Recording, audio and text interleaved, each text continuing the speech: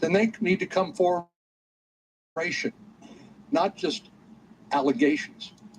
And you're right to be angry about the delays in your ability to come here and protect your good name, because in the interim, it just keeps getting worse. It's not Dr. Ford. It's this story that not even the New York Times would report, the allegation of Ms. Ramirez. Donald J. Trump is president of the United States.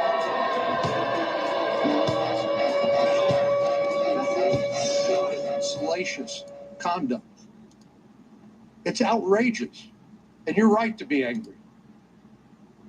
But this is your chance to tell your story, and I hope you have a chance to tell us everything you want to tell us. But the burden is not on you to prove the allegations made. The burden under our system, when you accuse somebody of criminal conduct, is on the person making the accusation. Now, I understand this isn't a trial, like I said, but I just wanted to make sure that we understood. It's hard to reconstruct what happened 36 years ago, and I appreciate what you said about Dr. Ford, that perhaps she has had an incident at some point in her life, and you are sympathetic to that. But your reputation is on the line, and I hope people understand the gravity of the charges made against you and what a fair process looks like. Senator Klobuchar.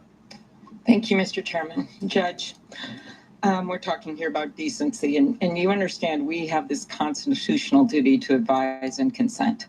And for me, when this evidence came forward, I decided that I needed to look at this and I needed to find out about it. Evidence? And I needed to ask you questions about it, as well as others. What evidence? Involved. So again, I'm not going to take quite the same approach as my colleagues here, talk about Don McGahn or any of this. Why don't you just ask the president? Dr. Ford can't do this. We clearly haven't been able to do this, but just ask the president to reopen the FBI investigation. I think the committee is you're doing the investigation. I'm here to answer your questions. No. And I should say one thing, Senator Klobuchar, which is I appreciate our meeting together, and I appreciate how you handled the prior hearing, and I have a lot of respect for you. Well, thank you. All of that aside, here's the thing. You could actually just get this open so that we can talk to these witnesses and the FBI can do it instead of us. And you've come before us, but we have— The witnesses have already spoken. Our judge who— This is ridiculous. She says evidence. There's no evidence. She says witnesses. They've already spoken. They don't believe this. What the hell? About the polygraph, we would like to have that person come before us. And I just think if we could open this up.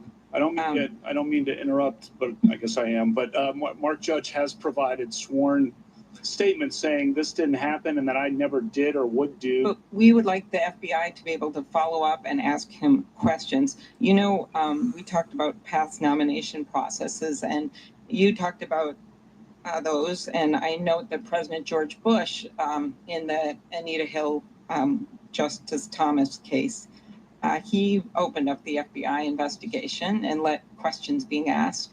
And I think it was helpful for people. So was his decision reasonable?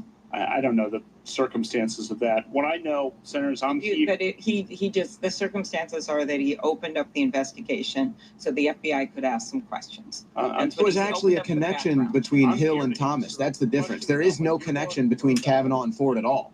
And this lady knows that. And sports or, I'm not going to ask. Okay, I'm not going to ask about the yearbook. So most people have done some drinking in high school and college, and many people even struggle with alcoholism and binge drinking.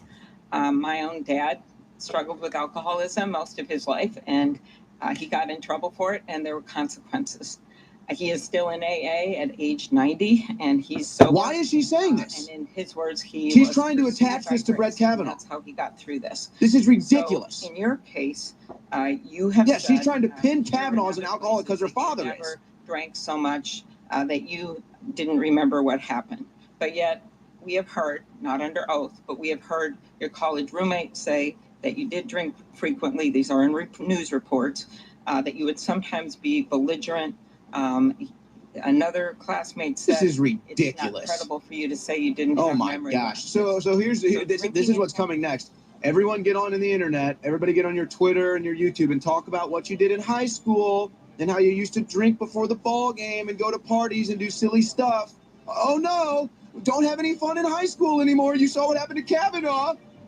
Hearing, but just so you know, there were 3 people in a room: Dave White, Jamie Roach, and me. And it was a contentious situation where Jamie did not like Dave White at all. And I mean, this. Okay. So Dave White came back from home one weekend, and Jamie Roach had moved all his furniture out into the courtyard. Okay. And so he walks in, and so that's your source on that. Okay. So there's some old drinking.